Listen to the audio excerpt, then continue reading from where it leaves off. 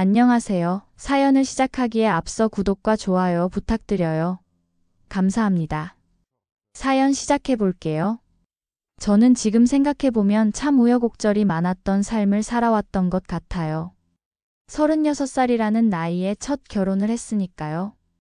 주변에서는 늦은 결혼이라고 했지만 저는 운명처럼 느껴지는 사람을 만났다고 생각했어요. 그 사람이 바로 제 남편이었죠. 남편과 처음 만났을 때 그는 저에게 솔직하게 말했어요. 자신에게는 7살 된 딸이 있다고요. 전 아내와 이혼 후 혼자 키우고 있다고 했죠. 처음엔 조금 당황스러웠어요. 결혼과 동시에 엄마가 되어야 한다는 것이 쉽지 않게 느껴졌거든요. 하지만 남편의 진실한 마음과 그 아이에 대한 애정을 보면서 저도 마음을 열게 되었어요. 결혼식 날 작은 웨딩홀에서 가족들과 친구들이 모인 가운데 서약을 했어요. 그런데 그날 가장 기억에 남는 건 하얀 드레스를 입고 꽃다발을 든 그 아이가 저를 조심스럽게 바라보던 눈빛을 지금도 잊을 수 없어요. 그때 저는 마음속으로 다짐했어요. 이 아이를 내 친딸처럼 사랑하겠다고요. 신혼 초기는 정말 힘들었어요. 아이는 당연히 낯선 저를 경계했고 밤마다 친엄마를 찾으며 울곤 했어요. 그럴 때마다 저는 아이 곁에 앉아서 따뜻한 우유를 주고 책을 읽어주며 재웠어요. 처음엔 저를 밀어내던 아이가 조금씩 마음을 열기 시작했어요. 엄마, 내일 학교에서 운동회가 있어요. 아이가 처음으로 저를 엄마라고 부른 날을 지금도 선명하게 기억해요. 그때 얼마나 기뻤는지 몰라요. 화장실에 들어가서 펑펑 울었어요. 기쁨의 눈물이었죠. 아이와 함께 보낸 시간들이 하나하나 소중한 추억이 되었어요. 매일 아침 도시락을 싸주고 학교 앞에서 기다리며 함께 집으로 돌아오는 길. 숙제를 봐주고 아프면 밤새 간병하고 생일날엔 케이크를 만들어주고요. 그 모든 것들이 저에게는 행복 그 자체였어요. 아이가 8살이 되던 해 저는 임신 소식을 들었어요. 남편과 저는 정말 기뻤지만 가장 걱정되는 건 첫째 아이의 반응이었어요. 혹시 질투하지 않을까, 서운해하지 않을까 걱정했거든요. 엄마, 동생이 생기는 거예요? 아이에게 임신 소식을 전했을 때 아이의 첫 반응은 놀라움이었어요. 그리고 곧이어 환한 미소를 지으며 제 배에 손을 올렸어요. 동생아, 나는 내 언니야. 잘 부탁해. 그 순간 저는 이 아이가 정말 천사구나 싶었어요. 질투나 서운함 대신 동생을 맞이하는 기쁨을 보여주었거든요. 둘째가 태어났을 때 첫째는 정말 좋은 언니가 되어주었어요. 기저귀를 가려고 하면 기저귀를 가져다 주고 동생이 울면 장난감으로 달래주고 제가 잠시 자리를 비울 때면 동생 곁에서 지켜보아 주었어요. 나이 차이가 나는 자매였지만 정말 사이좋게 지냈어요. 그렇게 행복한 시간들이 흘러갔어요. 첫째는 착실하게 자라서 공부도 잘하고 둘째도 건강하게 자라주었어요. 저는 정말 세상에서 가장 행복한 엄마라고 생각했어요.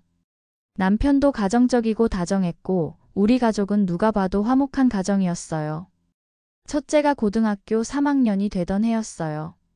대학 입시를 앞두고 있던 시기였죠. 저는 그때부터 눈이 조금씩 이상해지기 시작했어요. 처음엔 단순히 피로 때문이라고 생각했어요. 육아와 살림에 지쳐서 그런가 보다 했죠. 하지만 시간이 갈수록 증상이 심해졌어요. 글자가 흐릿하게 보이고 계단을 내려갈 때 깊이를 제대로 인식하지 못해서 넘어지기도 했어요. 남편과 함께 병원에 갔을 때 의사 선생님은 심각한 표정으로 말씀하셨어요. 시신경에 문제가 있어 보입니다. 정확한 진단을 위해 더 정밀한 검사가 필요해요. 그때부터 병원 다니는 일이 일상이 되었어요. 여러 검사를 받고 여러 의사를 만나고 치료를 받았지만 시력은 계속 나빠졌어요. 완전히 실명하지는 않았지만 일상생활에 큰 지장을 줄 정도로 시력이 떨어졌어요. 남편은 처음엔 저를 다정하게 돌봐주었어요. 병원에 함께 가주고 집안일을 도와주고 제가 넘어지지 않도록 항상 조심시켜 주었죠. 하지만 시간이 지나면서 남편의 태도가 조금씩 변하기 시작했어요. 그 후로 남편은 집에 늦게 들어오기 시작했어요. 술 냄새를 풍기며 들어와서는 저와 눈도 마주치지 않으려고 했어요. 저는 눈치채고 있었어요. 남편에게 다른 여자가 생겼다는 것을요. 첫째가 대학에 합격했다는 소식을 들었을 때 저는 정말 기뻤어요. 그 아이가 그동안 얼마나 열심히 공부했는지 알고 있었거든요. 동생을 돌보면서도 저를 도와주면서도 자신의 꿈을 포기하지 않았던 그 아이가 정말 자랑스러웠어요. 엄마, 대학 합격했어요. 그날 저는 아이를 꼭 안아주며 축하해 주었어요. 비록 제 눈으로는 아이의 환한 미소를 제대로 볼 수 없었지만 아이의 기쁨이 저에게도 전해졌어요. 하지만 그 기쁨도 잠시였어요. 며칠 후 남편이 저에게 이혼을 하자고 했거든요. 이제 그만 끝내자. 이렇게 사는 게 너한테도 나한테도 좋지 않아. 남편의 차가운 목소리를 들으면서 저는 온 세상이 무너지는 것 같았어요. 그동안 저를 지탱해주던 모든 것들이 한순간에 사라지는 것 같았어요. 당신이 다른 여자를 만나고 있다는 걸 알고 있어요. 저는 떨리는 목소리로 말했어요. 남편은 부정하지도 않았어요. 그날부터 저는 정말 힘든 시간을 보냈어요. 남편은 집에 들어오지 않았고 저는 둘째와 단둘이 남겨졌어요. 첫째는 대학 준비로 바쁘다는 핑계로 집을 비우는 일이 많았어요. 나중에 알고 보니 아이도 아빠의 바람을 알고 있었던 거예요.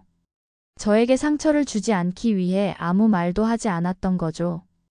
이혼 절차가 진행되는 동안 저는 정말 많은 것을 잃었어요. 첫째 아이에 대한 양육권은 친아빠인 남편에게 있었지만 아이는 저와 함께 살겠다고 했어요. 엄마, 저는 엄마와 함께 살 거예요. 아빠는 엄마도 저도 다 배신했어요. 그때 첫째의 말을 들으면서 저는 이 아이가 얼마나 큰 상처를 받았는지 느낄 수 있었어요. 자신의 친아빠가 저를 버리는 것을 보면서 아이도 큰 실망을 했을 거예요. 이혼이 확정된 후 저는 두 딸과 함께 작은 전셋집으로 이사했어요. 시력이 좋지 않은 상태에서 새로운 환경에 적응하는 것은 정말 어려웠어요. 집 구조를 익히는 것부터 시작해서 가구 배치, 생활용품 위치까지 모든 것을 다시 외워야 했어요. 경제적으로도 어려웠어요. 남편으로부터 받는 양육비와 제가 할 수 있는 일로 벌어들이는 돈으로는 생활이 빠듯했어요. 하지만 저는 포기하지 않았어요. 아이들을 위해서라도 견뎌내야 했거든요. 그런데 시간이 지나면서 저는 점점 우울해지기 시작했어요. 앞이 잘 보이지 않는 상황에서 혼자 두 아이를 키워야 한다는 부담감, 경제적인 어려움, 그리고 배신당했다는 상처가 저를 짓눌렀어요. 특히 밤이 되면 더 힘들었어요. 아이들이 잠든 후 혼자 있는 시간이 길어지면 온갖 부정적인 생각들이 머릿속을 맴돌았어요. 이렇게 살아서 뭐 하나 아이들에게 짐만 되는 건 아닐까? 차라리 없는 게 나을 수도 있겠다는 생각까지 들었어요. 어느 날 정말 견딜 수 없을 정도로 힘든 하루를 보낸 후였어요. 아침부터 저녁까지 계속 울었던 것 같아요. 둘째가 학교에서 돌아온 후에도 제 마음을 추스르지 못했어요. 그날 밤 둘째를 재운 후 지팡이를 챙겨 저는 집을 나섰어요. 정확히 어디로 가려는 건지도 모르고 그냥 걷기만 했어요. 발걸음이 자연스럽게 큰 도로 쪽으로 향했어요. 차들이 쌩쌩 지나가는 소리가 들렸어요. 그 소리를 들으면서 문득 이상한 생각이 들었어요. 만약 제가 여기서 사라진다면 아이들은 어떻게 될까? 아니, 오히려 아이들에게는 짐덩어리인 제가 없는 게 나을 수도 있지 않을까? 그런 생각들이 꼬리를 물고 이어지면서 저는 점점 더 위험한 쪽으로 마음이 기울어졌어요. 시력이 좋지 않아서 정확히 어디에 서 있는지도 모르겠고 차 소리만 가까이 들려왔어요. 한 발, 두 발씩 차도 쪽으로 걸어갔어요. 이제 정말 모든 것을 포기하고 싶다는 생각이 들었어요. 더 이상 아무것도 하기 싫고 아무도 만나기 싫고 그냥 모든 것이 끝났으면 좋겠다는 생각뿐이었어요. 바로 그때였어요. 엄마. 뒤에서 누군가 저를 부르는 소리가 들렸어요. 그리고 곧바로 누군가가 제 팔을 잡아 끌었어요. 돌아보니 첫째 딸이었어요. 숨을 헐떡이며 저를 바라보고 있었어요. 엄마, 지금 뭐 하시는 거예요? 아이의 목소리에는 놀라움과 걱정이 가득했어요. 그제야 저는 제가 얼마나 위험한 일을 하려고 했는지 깨달았어요. 엄마, 설마 그런 생각하신 거 아니죠? 첫째가 제 손을 꼭 잡으며 말했어요. 저는 대답할 수가 없었어요. 실제로 그런 생각을 했던 것이 사실이었거든요. 엄마, 그러시면 안 돼요. 엄마가 없으면 저는 어떻게 살아요? 아이의 목소리가 떨리고 있었어요. 그리고 곧이어 아이가 한 말은 저에게 큰 충격을 주었어요. 엄마, 저는 이제 엄마가 없으면 안 돼요. 엄마가 저에게 사랑을 주셨잖아요. 엄마가 죽으면 저도 죽을 거예요. 그 순간 저는 정말 정신이 번쩍 들었어요. 내가 지금까지 뭘 하려고 했던 건지, 얼마나 이기적인 생각을 했던 건지 깨달았어요. 이 아이가, 제가 친딸처럼 키운 이 아이가 저를 진짜 엄마로 생각하고 있었던 거예요. 엄마, 제가 있잖아요. 동생도 있고요. 우리가 엄마를 지켜드릴게요.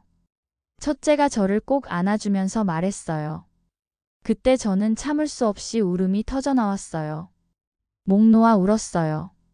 그동안 쌓였던 모든 감정들이 한꺼번에 쏟아져 나왔어요. 미안해, 정말 미안해. 저는 아이를 안고 계속 사과했어요. 이런 어리석은 생각을 했던 것에 대해, 이 소중한 아이들을 두고 그런 생각을 했던 것에 대해 정말 후회되었어요. 그날 밤 첫째와 함께 집으로 돌아가면서 저는 다짐했어요. 다시는 그런 생각을 하지 않겠다고, 아이들을 위해서라도 꿋꿋하게 살아가겠다고요. 엄마, 앞으로는 힘든 일이 있으면 저한테 말해주세요. 혼자 견디려고 하지 마시고요. 첫째의 말에 저는 고개를 끄덕였어요. 이 아이가 얼마나 성숙한지, 얼마나 저를 생각해주는지 새삼 느꼈어요.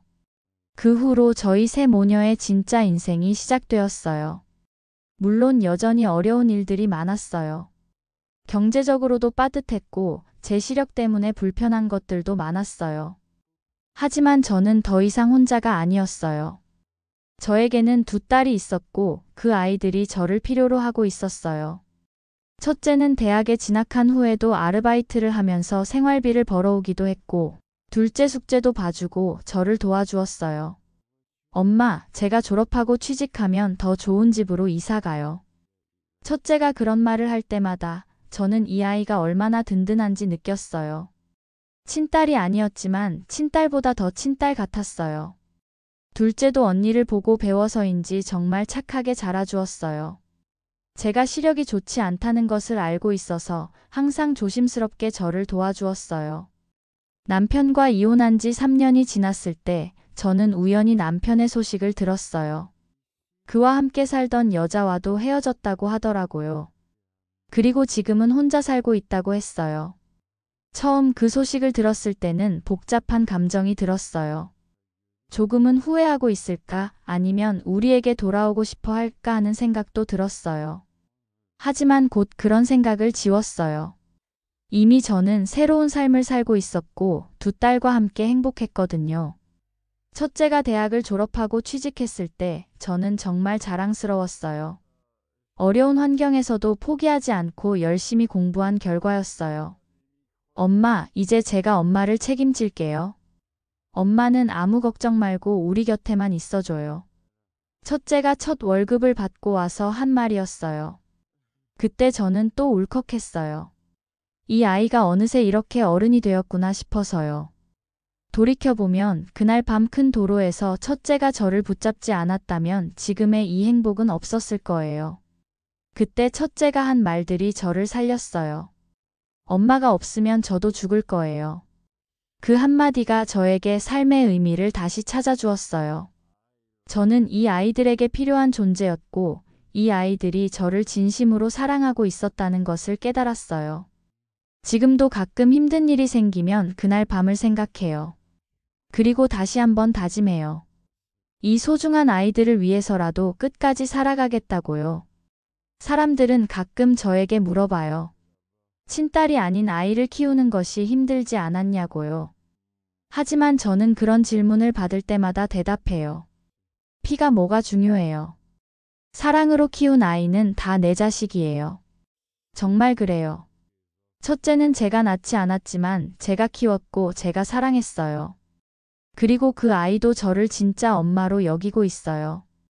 피는 물보다 진하다고 하지만 때로는 사랑이 피보다 더 진할 수도 있다는 것을 저는 경험으로 알고 있어요.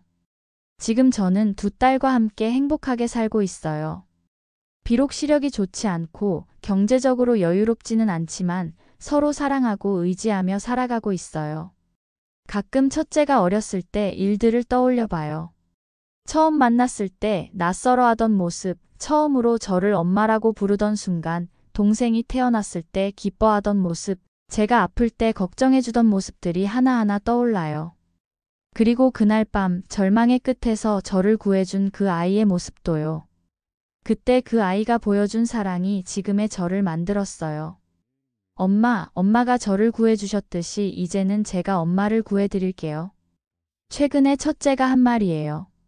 그 말을 들으면서 저는 정말 뿌듯했어요. 제가 그 아이에게 준 사랑이 고스란히 돌아오고 있다는 것을 느꼈거든요. 지금도 저는 매일 감사하며 살아가고 있어요. 힘든 순간들이 있었지만 그 모든 것들이 지금의 행복을 더욱 소중하게 만들어주고 있어요. 그리고 앞으로도 두 딸과 함께 행복하게 살아갈 거예요. 사랑은 정말 위대한 것 같아요. 혈연이 아니어도 진정한 가족을 만들 수 있고 절망의 순간에도 희망을 찾게 해주고 살아갈 이유를 만들어주거든요. 저는 지금 정말 행복해요.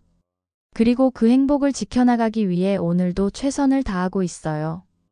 요즘 첫째는 결혼 준비로 바쁘게 지내고 있어요. 예비 신랑과 함께 저희 집에 자주 놀러 와요. 그 모습을 보면서 저는 정말 든든해요. 첫째가 좋은 사람을 만나서 행복하게 살 수 있을 것 같거든요. 가끔 옛날 생각을 해봐요.